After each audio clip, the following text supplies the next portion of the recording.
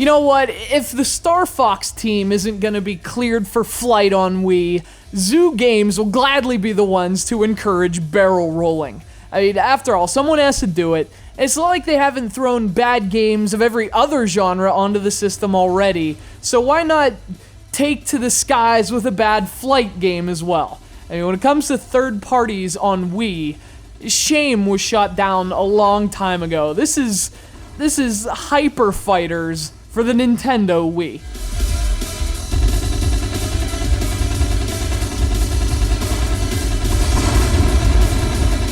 This game was released just a few months ago to very little fanfare, and that's for obvious reasons. I mean, I don't even think Nintendo pays attention to the Wii anymore, so a vast majority of the games still being released for the console are terrible games like this. Hyper Fighters is a budget-priced flight game for Wii owners who are so utterly depressed about the lack of a Star Fox game that they're willing to play a budget-priced Wii flight game.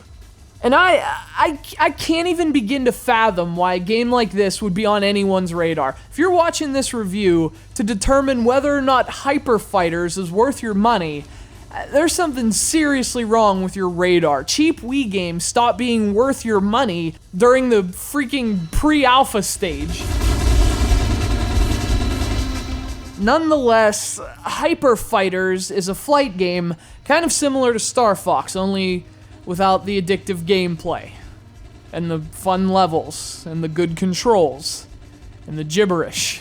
The Hyper Fighters put you in a more realistic situation involving terrorists and fighter planes and bullets. I don't know, the story's only told with short clips of text, and frankly, my brain was too numb with disbelief to really care.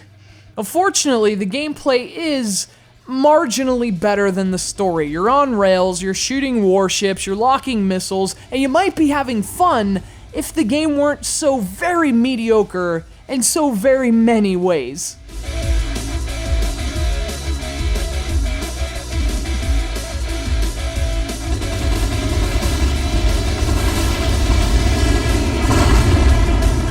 There are a lot of problems with this game, but one of the biggest is the on-rails camera. Now, it tries to pan and swoop in this dramatic fashion, but all it really does is ruin the gameplay. It moves the enemies often completely out of your view, which makes the bosses a real pain in particular. In fact, it's kind of not even fair because enemies can still shoot you from off-screen, although there's nothing you can do to get them back on-screen. What kind of fascist game is this?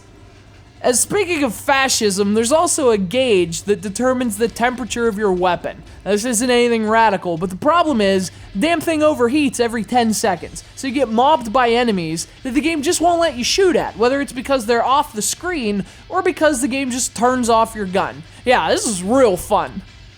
Now, to Hyper Fighters' credit, I do kind of dig the game's look.